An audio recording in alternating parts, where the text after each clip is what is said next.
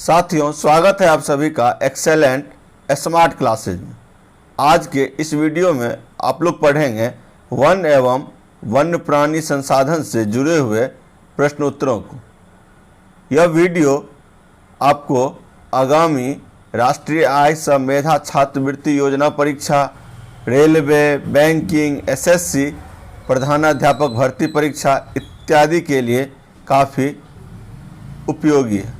तो चले हम लोग पहले प्रश्न की ओर। भारत में सबसे अधिक वन क्षेत्र वाला राज्य है उत्तर मध्य प्रदेश, जिसके कुल 77.7 वर्ग किलोमीटर क्षेत्र पर वन फैला हुआ है।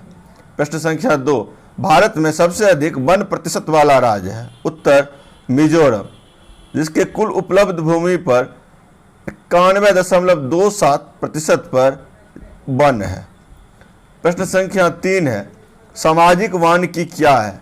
समाज की पर्यावरण संबंधी जरूरतों को पूरा करने के लिए वनों का विकास किया जाता है, जिसे सामाजिक वानिकी कहा जाता है।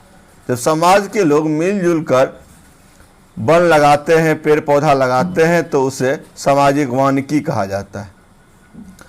प्रश्न संख्या 4 है, सदाबहार वन का उदाहरण है उत्तर नारियल, तार, रबर, महोगनी, बरगद, सिनकोना। ये सभी पेड़ सदाबहार वन के उदाहरण हैं। प्रश्न संख्या 5 है, उष्णकटिबंधीय पतझड़ वन भारत के किन राज्यों में मुख्यतः पाए जाते हैं? उत्तर बिहार, उत्तर प्रदेश, झारखंड, उड़ीसा, मध्य प्रदेश इत्यादि इन राज्यों में पतझड़ वन पाए जाते हैं।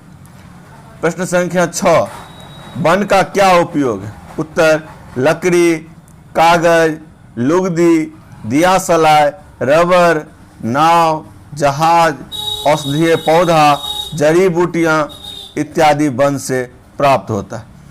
प्रश्न संख्या 7, भारत का राष्ट्रीय पशु का क्या नाम है? उत्तर बाघ। प्रश्न संख्या 8 है, भारत का राष्ट्रीय पक्षी का क्या नाम है? उत्तर मोर।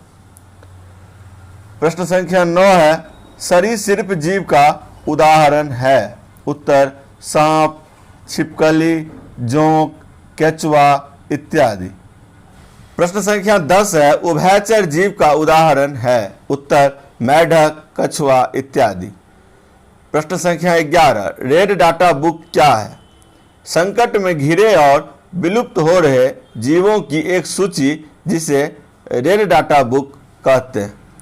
जिस प्राणी पर संकट आ गया है या वो विलुप्त होने के कगार पर है, उन जीवों की एक सूची जिस पुस्तक में तैयार की जाती है, उसे ही रेड डाटा बुक कहते हैं।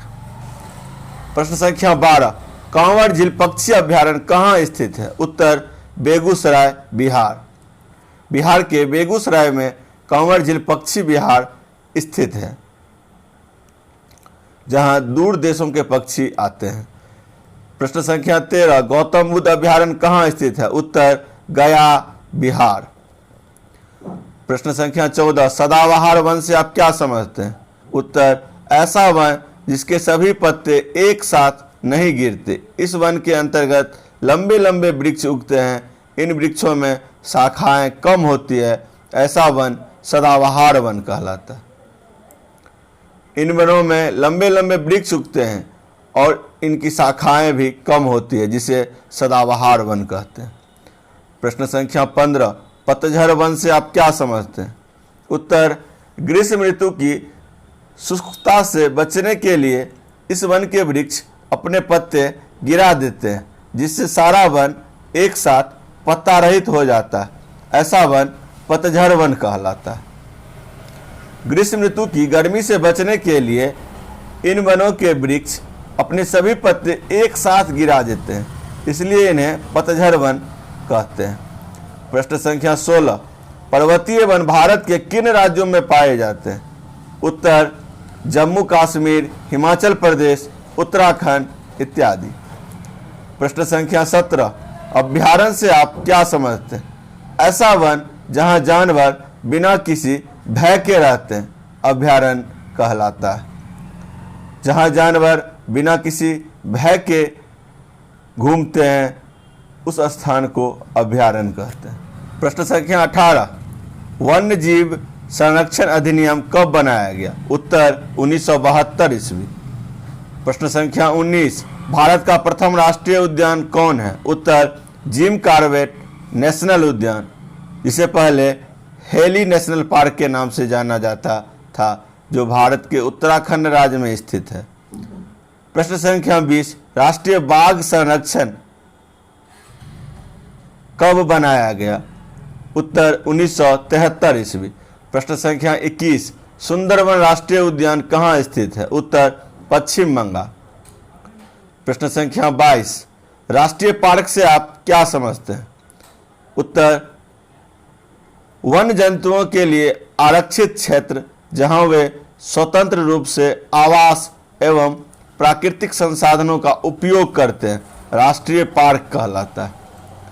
प्रश्न संख्या 23, अंतर्राष्ट्रीय वन दिवस कब मनाया जाता है? उत्तर 21 मार्च।